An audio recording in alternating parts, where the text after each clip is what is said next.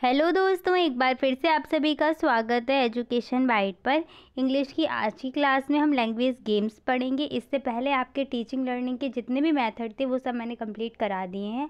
आज language game start करते हैं। इसके बाद आपका मैं एक वीडियो में सारे अप्रोच करवा दूँगी और फिर मैं ग्रामर स्टार्ट कर दूँगी, ठीक है।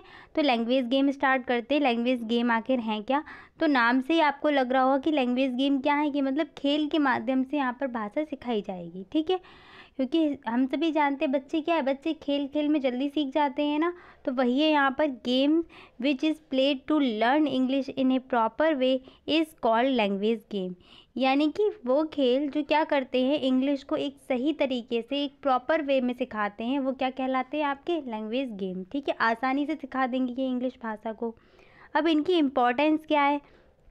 तो आपका ये जो चैप्टर है, इस चैप्टर से आपके दो ही तरीके के क्वेश्चन बनते हैं।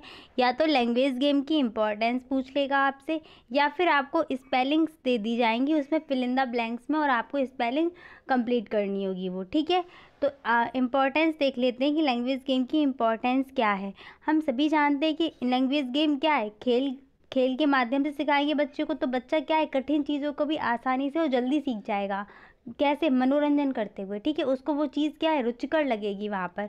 तो वही पॉइंट्स लिखे हुए हैं। पहला क्या है, language games play very important role in learning. यानी कि सीखने में क्या है, जो लैंग्वेज गेम है बहुत ही महत्वपूर्ण भूमिका निभाते हैं, ठीक है। नेक्स्ट क्या है, it is necessary to make teaching learning process enjoyable, interesting and easy. ये जो क्या है, जो लैंग्वेज गेम है, ये टीचिंग लर्निंग की जो प्रोसेस है, आपकी शिक्षण अधिगम की जो प्रक्रिया है, उसको इंजॉयबल यानी कि मनोरंजक, इंटरेस्टिंग यानी कि रुचिकर, और इजी बनाने, आसान बनाने में क्या है, आवश्यक है, ठीक है। जब इनका हम यूज़ करेंगे लैंग्वेज गेम का, बच्चों को स्पेलिंग दे रहे हैं, ठीक है, फिल इन द ब्लैंक्स में दे रहे हैं, तो उसको जब वो कंप्लीट करेंगे तो उन्हें क्या है, मज़ा आएगा उस काम को करने में। तो वही है, उसको वो आसानी से सीखेंगे वहाँ पर। नेक्स्ट क्या है इसमें, the learners understand better when they are active. यानी कि लर्नर जब एक्टिव होते हैं तो वो क्या होते हैं, जल्दी से उन्हें चीज़ें समझ में आती हैं, ठीक है। बच्चे जब एक्टिव तरीके से सीखेंगे, यानी कि सक्रिय रहेंगे जब वो सीख रहे हैं उस टाइम, तो क्या है, चीज़ें उनको जल्दी वो सीख जाएंगे, ठीक है। अब मान लो हम उसको सिर्फ पढ़ाई जा रहे हैं, उनसे कोई एक्टिविटी नहीं करवा रहे हैं, तो क्या है, बच्चा क्या है, वहाँ पर पैसिव हो जाएगा, यानी कि ऊबने लगेगा, बोर होने लगेगा, उसको फिर चीज़ों को वो पढ़ने में अपना जो है माइंड नहीं लगाएगा। इसलिए गेम जब करवाएंगे उनको, तो बच्चे क्या होंगे, एक्टिव तरीके से वहाँ पर सीखेंगे। नेक्स्ट पॉइंट क्या है, games provide language practice in all 4 skills. तो आपकी जितनी 4 स्किल है ना, कौन कौन सी, लिसनिंग, स्पीकिंग, राइटिंग, रीडिंग, ठीक है, ये जो चारों आपकी स्किल्स है, इन सबके ये प्रैक्टिस कराने में भी आपके यूज़ होते हैं लैंग्वेज गेम, ठीक है। अब यहाँ पर मैं आपको कुछ लैंग्वेज गेम के बारे में बताती हूँ। Some games are given below, यानी कि जो गेम हम यूज़ करते हैं लैंग्वेज में, वो आपको कुछ गेम मैं बता रही हूँ। फर्स्ट है क्वेश्चन गेम, फिर है सेकंड पजल्स, प्रोनाउंसिएशन गेम, ऐसे ही आपका एक आता है स्पेलिंग गेम। तो यहाँ पर देख लीजिए, क्वेश्चन गेम में क्या करेंगे, तो इन गेम में करते क्या है, मैंने यहाँ पर कुछ ही गेम लिए हुए हैं, आप और भी इसमें करा सकते हैं ऐड। तो क्या करेंगे, इसमें जो क्लास होगी उसको 2 ग्रुप में डिवाइड कर दिया, एक ग्रुप ए बना दिया और एक ग्रुप बी बना दिया, ठीक है। अब एक ग्रुप वाला बी ग्रुप से क्वेश्चन पूछेगा इसमें, जैसे what is the capital of Uttar Pradesh, तो उत्तर प्रदेश की कैपिटल बतानी है, तो ग्रुप बी वहाँ पर आंसर देगा, ठीक है। ऐसे आप कुछ भी पूछ सकते हैं। Which is the largest continent in the world, तो बच्चा वहाँ पर जो दूसरे ग्रुप के हैं वो वहाँ पर आंसर देंगे, ठीक है। ऐसे ही टीचर भी क्वेश्चन कर सकता है, बच्चे वहाँ पर आंसर देंगे, ठीक है। दोनों उसमें हो सकता है, बच्चे भी कर सकते हैं, टीचर भी ये कर सकता है उसमें। पज़ल में क्या होगा कि हम किसी भी चीज़ से जुड़ी हुई कुछ पहेलियाँ देंगे, ठीक है, कुछ पॉइंट बताएंगे उनके बारे में, फिर बच्चा उनका अनुमान लगाया कि हाँ ये चीज़ होगी। जैसे यहाँ पर है, एक मैंने दिया है, it has hairs but not even living one. यानी कि इसके बाल तो होते हैं पर ये क्या है, ये लिविंग थिंग में नहीं आता। तो वो आपका आंसर वहाँ पर क्या हो जाएगा, पेंटिंग ब्रश, जिसके बाल तो होते पर वो एक लिविंग थिंग नहीं होती है, ठीक है, नॉन लिविंग होती है। ऐसे नाइटिंगेल के बारे में जब बोलेंगे तो वहाँ पर बर्ड के बारे में बोल सकते हैं कि कौन सी ऐसी बर्ड है जिसकी ब्यूटीफुल वॉइस होती है जिसके पास, तो वहाँ पर दूसरे ग्रुप के जो बच्चे हैं वो आंसर देंगे, ठीक है। इसमें आपके जीके से जुड़े हुए क्वेश्चन भी हो सकते हैं, ठीक है। जीके के जुड़े हुए क्वेश्चन पूछ सकते हैं हम। नेक्स्ट क्या है, प्रोनाउंसिएशन गेम। तो इसमें क्या है, राइमिंग वर्ड, या फिर ये बोल सकते हो आप तुकान शब्द, यानी कि जिनको बोलने में एक जैसा आवाज़ आ रही हो, जिनको उच्चारण करने में उन वर्णों की, उन शब्दों की बार बार प्रैक्टिस कराना। ठीक है, जैसे आपके आ जाएंगे फ्रिज, ब्रिज, ठीक है, होल, मोल, स्टोल। ठीक है, तीनों क्या है, एक जैसे निकल रहे हैं ना बोलने में, तो इनकी एक साथ प्रैक्टिस कराना। चेंज, रेंज, स्ट्रेंज, ठीक है, इस तरीके से हॉट, गॉट, इस तरीके से जो वर्ड एक जैसे निकलेंगे ना उनकी बार बार प्रैक्टिस कराना। नेक्स्ट आते हैं स्पेलिंग गेम पर। तो स्पेलिंग गेम आपके 2 टाइप्स हो जाते हैं। एक तो फिल इन द ब्लैंक्स वाले जो मैंने यहाँ पर दिए हुए हैं, एक क्या होते हैं जम्बल्ड स्पेलिंग होती है। उसमें क्या है, जैसे एप्पल मान लो, ठीक है, APPLE। अब वो क्या करेंगे, ये जो यहाँ पर आपके लेटर दिए गए हैं इनको आगे पीछे कर देंगे। जैसे यहाँ पर लिख देते हैं EPLPA, ठीक है। तो अब क्या, बच्चे इनको सही क्रम में लगाकर एक स्पेलिंग बनाएंगे। ठीक है, ऐसे ही सेंटेंस का भी होता है, सेंटेंस के जो वर्ड होते हैं वो आगे पीछे लिख देते हैं, फिर बच्चे उनको करेक्ट ऑर्डर में लगाते हैं और फिर एक सेंटेंस बन जाता है। ऐसे ही आपका स्पेलिंग में भी होता है। तो फिल इन द ब्लैंक्स वाली स्पेलिंग से आपका एक क्वेश्चन बना हुआ भी है। आपके जितने भी DLED के एग्ज़ाम हुए हैं सभी में एक क्वेश्चन यहाँ से आया हुआ है।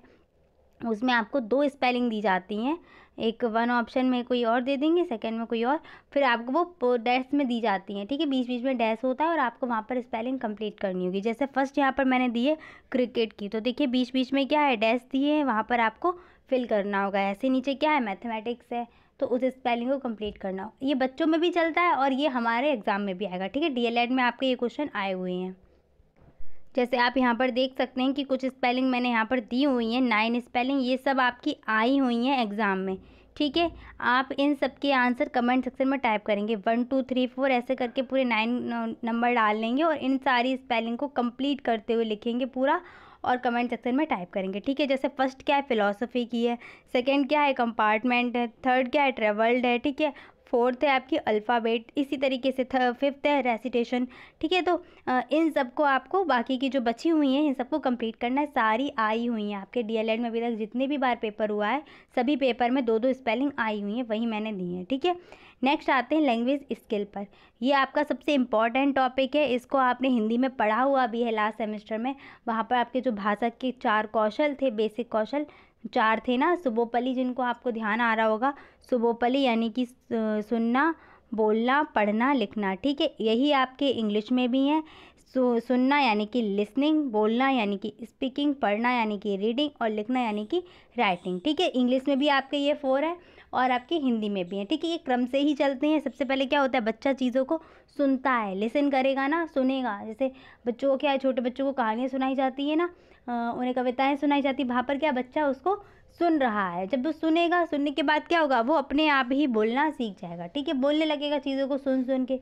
जब वो बोलना आ जाएगा फिर उसके बाद क्या है, बच्चा उसको पढ़ेगा और फिर पढ़ने के बाद लिखना आता है। ठीक है, और ऐसा भी नहीं है जब भी आपसे पूछा जाए कि ये स्किल क्या अलग अलग तरीके से सिखाए जाते हैं, नहीं, ये जो स्किल हैं एकीकृत रूप से सिखाते हैं, यानी कि आपका इंटीग्रेटेड इनका सीक्वेंस होता है और ये आइसोलेट करके नहीं, आइसोलेट मीन्स होता है अलग अलग। ठीक है, ऐसा नहीं कि लिसनिंग अलग चल रही है फिर अलग चलेगा राइटिंग, ऐसा कुछ नहीं है। बच्चा एक एक करके और एक के बाद एक सीखता जाएगा, यानी कि एकीकृत तरीके से, इंटीग्रेटेड तरीके से या इंटीग्रेटेड मैनर में ये सीखेंगे। ठीक है, नेक्स्ट आते हैं कि जो ये आपके स्किल्स हैं इनके कुछ अलग नाम भी दिया गया है। ठीक है, तो फर्स्ट मैंने यहाँ पर लिखा है रिसेप्टिव स्किल्स। रिसेप्टिव स्किल्स में क्या होता है कि हम यहाँ पर जो भी चीज़ों, जिन स्किल में हम चीज़ों को ग्रहण कर रहे होते हैं, यानी कि रिसीव कर रहे होते हैं, तो वो आपका होता है लिसनिंग और रीडिंग। जैसे अभी मैं बोल रही हूँ ना और आप सुन रहे हैं, तो आप क्या कर रहे हैं, रिसीव कर रहे हैं। ठीक है, तो लिसनिंग में क्या आएगा, रिसेप्टिव बोलेंगे इसको।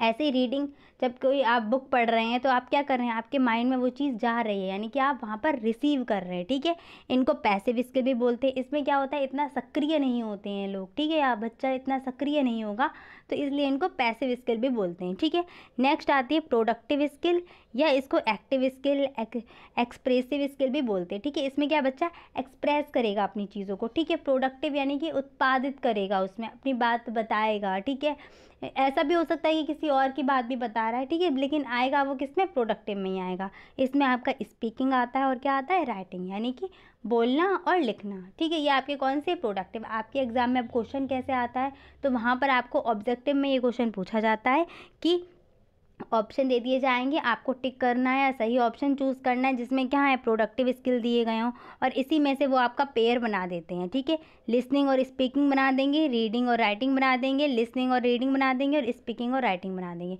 तो वहाँ पर आपको प्रोडक्टिव में कौन कौन से चूज़ करने हैं, स्पीकिंग और राइटिंग। ठीक है, और रिसेप्टिव में कौन से चूज़ करने हैं आपको, लिसनिंग और रीडिंग। ठीक है, याद रखना ये क्या है, ये ग्रहण करने वाले, इसमें क्या है हम ग्रहण करते हैं। ठीक है, तो ये आपके ग्रहण करने वाले कौशल है, रिसेप्टिव स्किल्स जो आपकी कौन से, रीडिंग और राइटिंग, और ये आपके हो जाएंगे स्पीकिंग और सॉरी लिसनिंग और रीडिंग हो जाएगा आपका रिसेप्टिव में, और प्रोडक्टिव में आपका स्पीकिंग और राइटिंग हो जाएगा। ठीक है, नेक्स्ट क्लास में मिलेंगे आपका, मैं आपको उसमें अप्रोच करा दूंगी। इनको याद रखना, लैंग्वेज स्किल से आपका एक क्वेश्चन आया हुआ है उसमें ऑब्जेक्टिव में, तो वो यही क्वेश्चन पूछा जाता है, बाकी तो कुछ इसमें है नहीं, आपका कुछ नहीं पूछा जाएगा कि लिसनिंग क्या है, और इतना तो जानते हैं कि लिसनिंग क्या है, राइटिंग क्या है, ये तो पता ही है।